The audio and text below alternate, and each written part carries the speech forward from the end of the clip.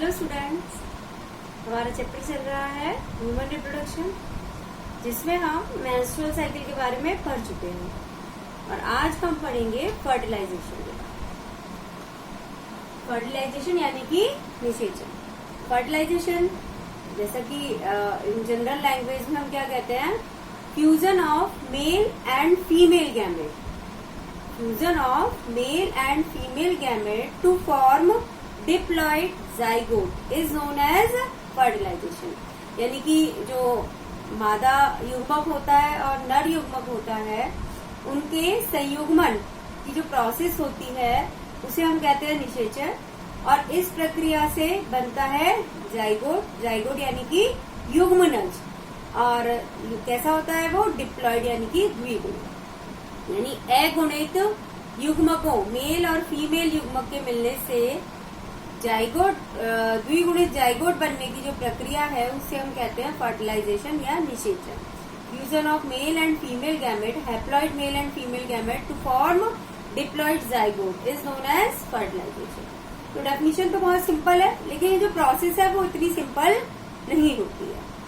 तो जैसा कि हमने पहले भी बताया था कि जो ह्यूमन बीइंग्स हैं उनके अंदर जो फर्टिलाइजेशन की प्रोसेस है वो कहाँ होती है, एम्पुला में होती है, या कह सकते हैं कि इस्थेमस और एम्पुला जहाँ मिलते हैं उनका जो जंक्शन होता है वहाँ होती है।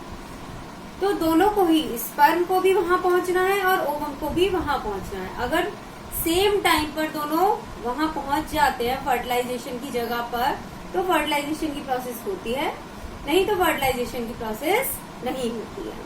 तो हम रास्ता देख लेते हैं, वो जो पाथ है वो देख लेते हैं, जो कि स्पर्म को ट्रेवल करना पड़ता है फर्टिलाइजेशन साइट तक पहुंचने के लिए, निषेचन की जगह तक पहुंचने के लिए, और ओवम को ट्रेवल करना पड़ता है।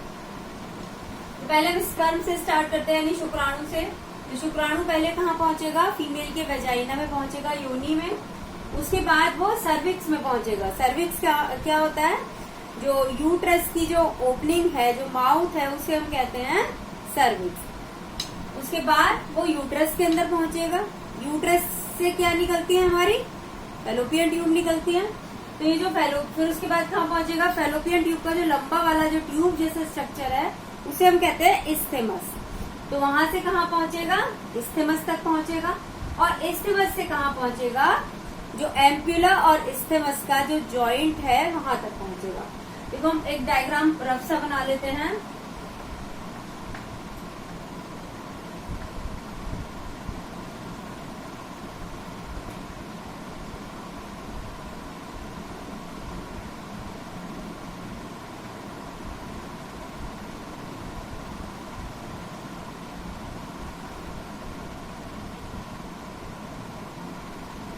ये हमने एक रफ सा डायग्राम बनाया फीमेल रिप्रोडक्टिव सिस्टम का।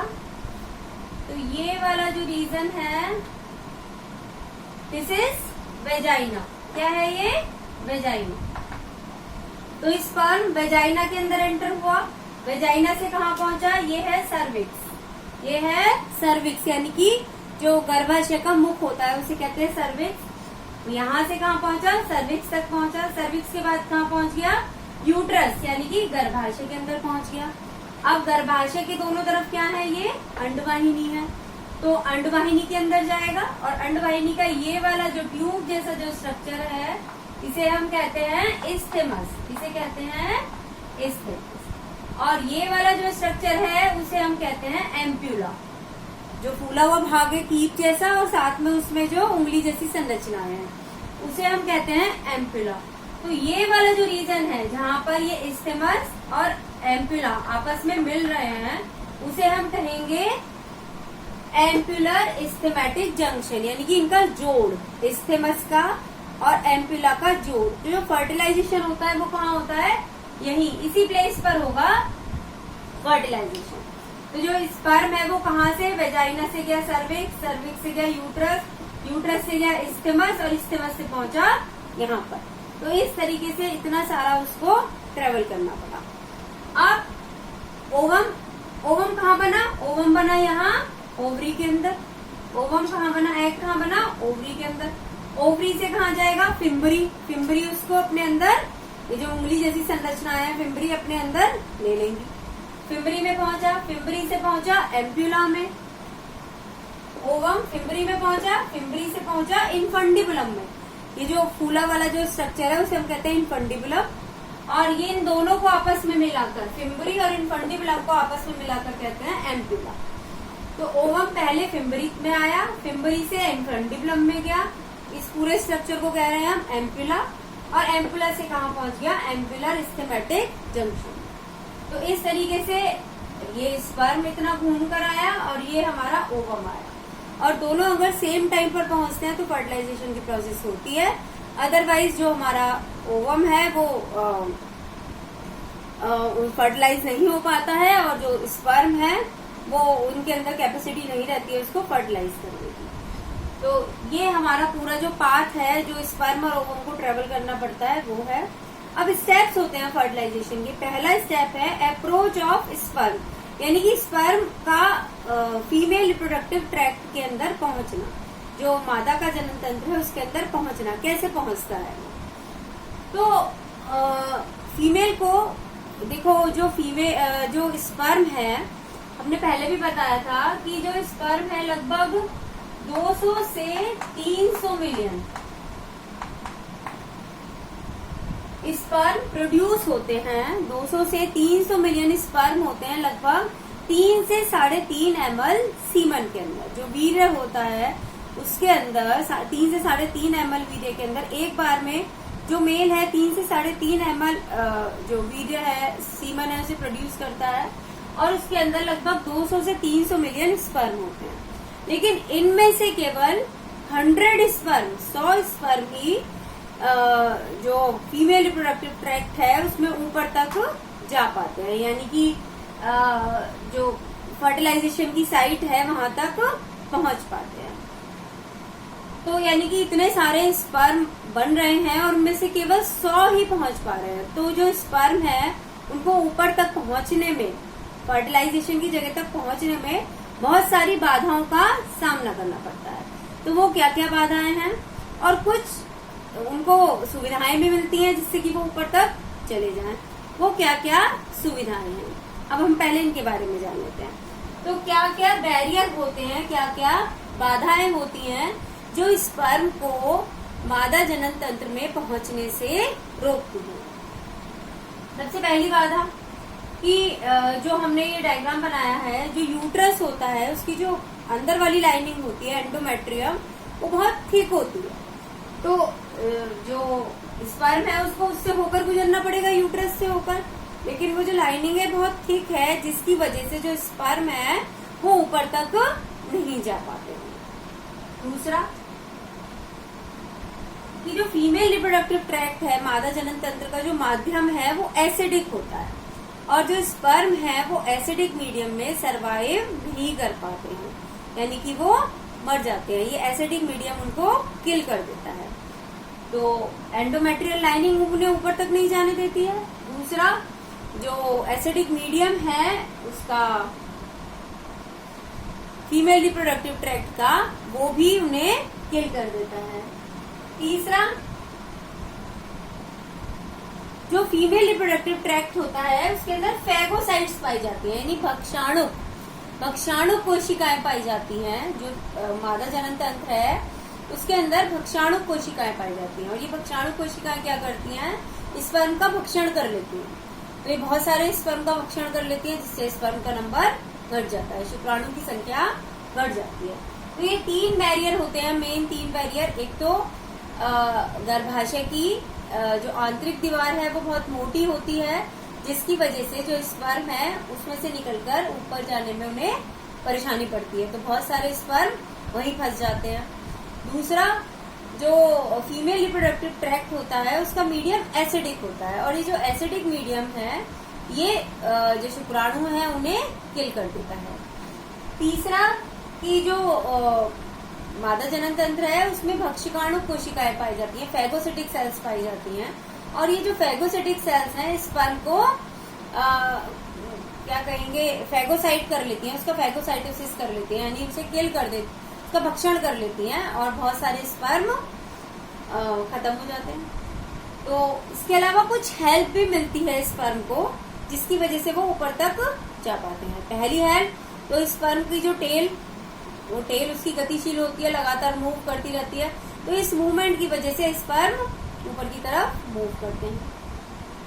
दूसरा जो हमारा मेल रिप्रोडक्टिव सिस्टम होता है, उसके अंदर हमारा सेमाइनल वेसिकल होता है। सेमाइनल वेसिकल यानी कि शुक्राशय, और ये शुक्राशय कुछ केमिकल्स का श्रावण करता है, और वो केमिकल कहलाते हैं प्रोस्टाग्लैंडिन्स। उन केमिकल्स को कहते हैं प्रोस्टाग्लैंडिन्स। तो ये जो केमिकल होते हैं, ये क्या करते हैं, ये फीमेल का जो रिप्रोडक्टिव ट्रैक्ट होता है उसके अंदर कॉन्ट्रैक्शन क्रिएट करते हैं, यानी कि जो शुक्राशय है कुछ केमिकल्स का श्रावण करता है, और ये जो केमिकल्स हैं फीमेल की बॉडी के अंदर पहुंच जाते हैं, और फीमेल की बॉडी में जब पहुंचते हैं तो उसका जो वेजाइना है और यूट्रस है उसके अंदर ये संकुचन पैदा करते हैं। और जो संकुचन कैसे होते हैं, वो जो स्पर्म है उसको ऊपर की तरफ खींचते हैं, उसके जो अपवर्ड मूवमेंट है उसमें हेल्प करते हैं। यानी जो संकुचन कैसे, ऊपर की तरफ, इस तरीके से वो संकुचित होते हैं, वेजाइना भी और यूट्रस भी, जिससे जो स्पर्म है वो क्या करते हैं, वो ऊपर की तरफ मूव कर पाते हैं। इसके अलावा जो यूट्रस का मूवमेंट है वो कैसा होता है, सक्शन, जैसे सक्शन पंप होता है, खींचता है अपनी तरफ, तो यूट्रस क्या करता है, वो सक्शन की तरह जो मूवमेंट है उसका वो सक्शन वाला होता है, जिससे कि जो स्पर्म है वो क्या करते हैं, ऊपर की तरफ चढ़ते चले जाते हैं। तो इस तरीके से हमने कुछ बैरियर्स देखे, कुछ बाधाएं देखी जो कि स्पर्म को फीमेल रिप्रोडक्टिव ट्रैक्ट में ऊपर तक जाने में से रोकती हैं, और कुछ हमने हेल्प देखी जो कि फीमेल रिप्रोडक्टिव ट्रैक्ट में स्पर्म को चढ़ने में मदद करती है। तो इस तरीके से जो स्पर्म है वो पहुंच पाता है फीमेल रिप्रोडक्टिव ट्रैक्ट में, लेकिन 200 से 300 मिलियन स्पर्म में से केवल 100 स्पर्म ही कैपेबल हो पाते हैं कि वो ऊपर तक पहुंच पाए, बाकी सारे स्पर्म डिस्ट्रॉय हो जाते हैं। अब जो हमारा सेकंड स्टेप है वो है कैपेसिटेशन।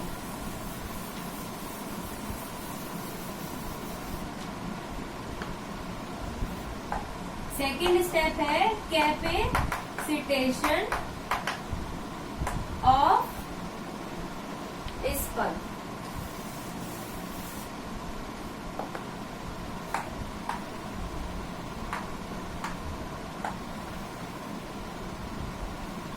देखो, जब स्पर्मेटिड से स्पर्म की फॉर्मेशन होती है, स्पर्मिएशन की प्रोसेस होती है, तो उस समय स्पर्म एक्टिव नहीं होते हैं कि वो फर्टिलाइजेशन की प्रोसेस कर पाए। तो स्पर्म का जो एक्टिवेशन, कैपेसिटेशन या एक्टिवेशन से मतलब है सक्रियण।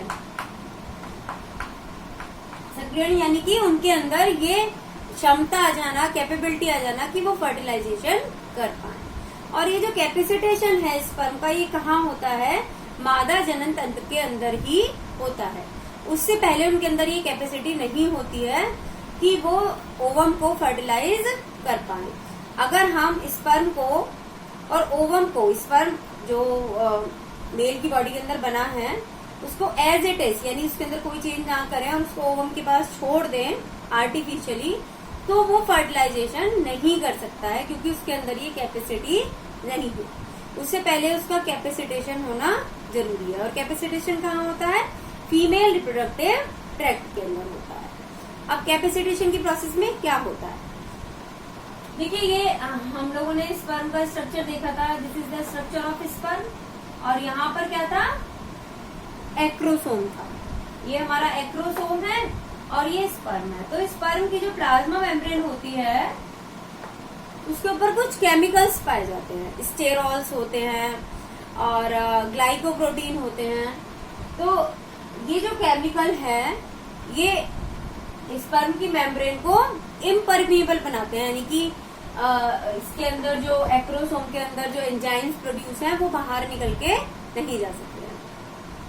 तो जब स्पर्म मादा जनन तंत्र के अंदर जाता है, उसके अंदर जब जाता है तो जो मादा जनन तंत्र है उसके अंदर कुछ केमिकल्स मौजूद होते हैं, और वो केमिकल क्या करते हैं, इन स्टेरॉल और ग्लाइकोप्रोटीन को अपनी तरफ खींच लेते हैं, उनसे जुड़ जाते हैं, जिससे जो प्लाज्मा मेम्ब्रेन है स्पर्म की वो वीक हो जाती है। इसके अलावा जब वो ऊपर की तरफ चढ़ता है स्पर्म, तो फीमेल रिप्रोडक्टिव ट्रैक्ट में सीलिया होते हैं, बहुत सारे सीलिया होते हैं। ये जो ट्रैक्ट हमने दिखाया है यहाँ क्या होते हैं, सीलिया।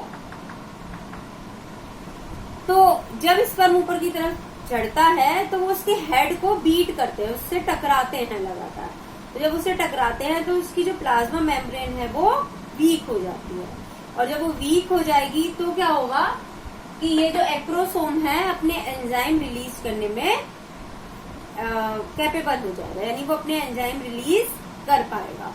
और जब वो एंजाइम रिलीज करेगा, उन एंजाइम्स को क्या कहते हैं, स्पर्मलाइसिस, उन्हें कहते हैं हम स्पर्मोलाइसिस। तो कैपेसिटेशन की प्रोसेस में पहला स्टेप क्या हुआ कि जो शुक्राणु के ऊपर जो प्लाज्मा मेम्ब्रेन होती है वो वीक हो जाती है। कैसे वीक हो जाती है कि फीमेल रिप्रोडक्टिव ट्रैक्ट के अंदर कुछ केमिकल्स पाए जाते हैं और सीलिया पाए जाते हैं, जो उस मेम्ब्रेन पर मौजूद केमिकल्स को डिसॉल्व कर देते हैं, घोल देते हैं, और जो सीलिया है उसको लगातार पीटते रहते हैं मेम्ब्रेन को, जिसकी वजह से मेम्ब्रेन कैसे हो जाती है, वीक हो जाती है और परमिएबल हो जाती है, यानी कि पारगम्य हो जाती है, जिससे कि जो केमिकल्स हैं अंदर बाहर जा सके। दूसरा स्टेप, दूसरा कैपेसिटेशन की प्रोसेस में क्या होता है कि जो फीमेल रिप्रोडक्टिव ट्रैक्ट है वहां पर कैल्शियम आयन होते हैं, वहां पर क्या होते हैं, कैल्शियम आयन प्रेजेंट होते हैं।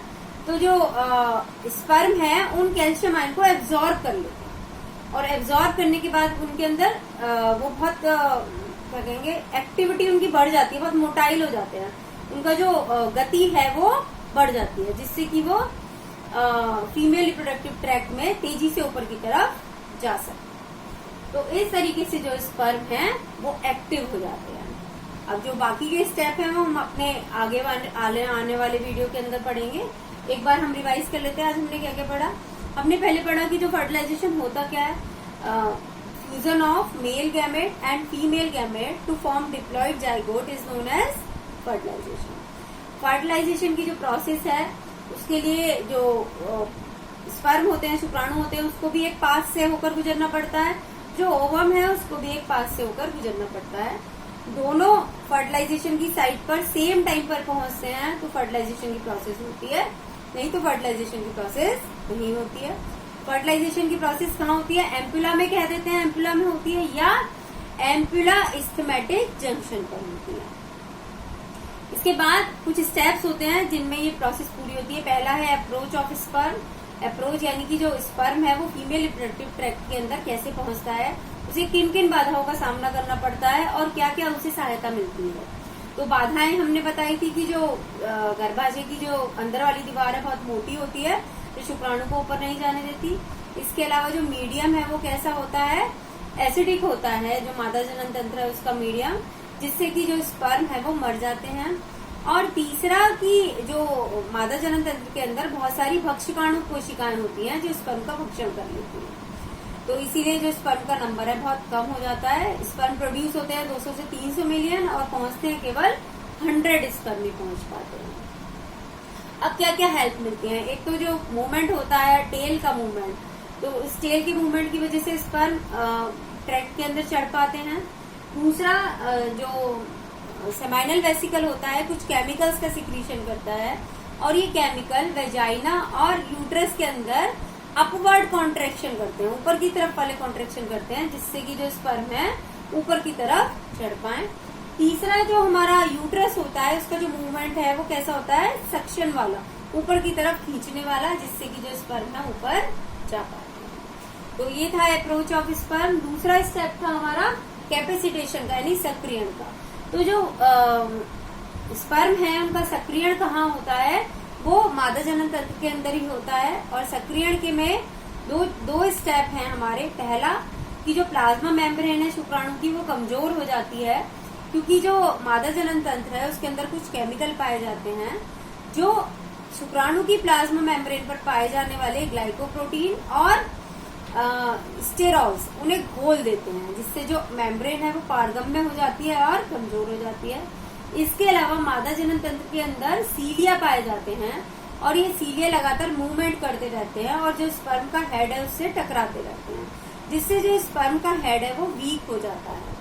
और इसके वीक होने से क्या फायदा होता है, जो स्पर्म में एक्रोसोम होता है, एक्रोसोम के अंदर स्पर्म लाइसिन होते हैं, यानी कि कुछ एंजाइम्स होते हैं जो कि फर्टिलाइजेशन में हेल्प करते हैं, और ये एंजाइम अब रिलीज हो सकते हैं। तो इस तरीके से स्पर्म का सक्रियण होता है। तो हमने 2 जो स्टेप हैं फर्टिलाइजेशन के पढ़ लिए हैं। आगे हम बाकी बचे स्टेप पढ़ेंगे। Thank you and have a nice day.